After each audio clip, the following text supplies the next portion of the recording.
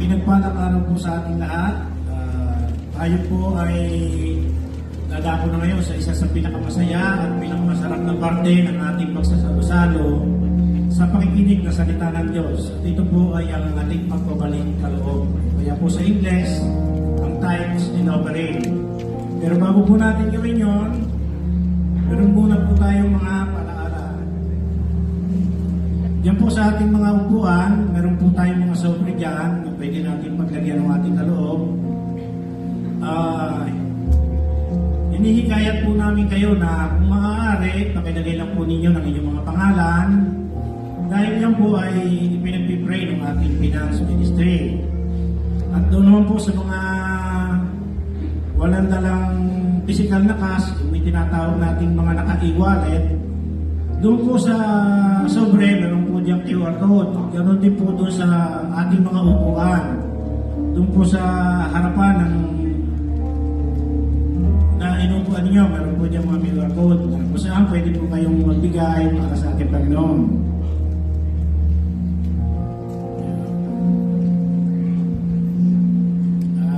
Ating pong talata ngayon ay matatagpuan natin sa ikalawang sulat ni Apostol Pablo sa mga taga-Korinto sa ikasiyam na kabanata at ikapitong talata.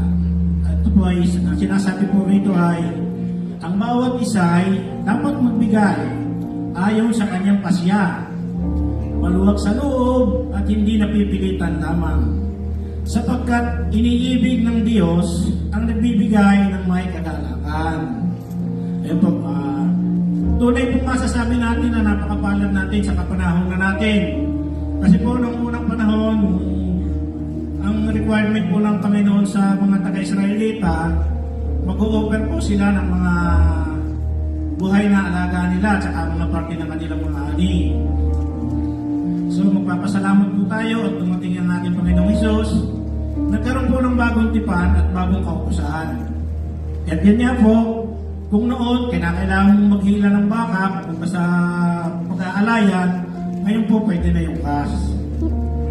Ang nire-required lang po sa atin ngayon ng ating Panginoon ay magbigay tayo ng maluwag sa ating kalooban.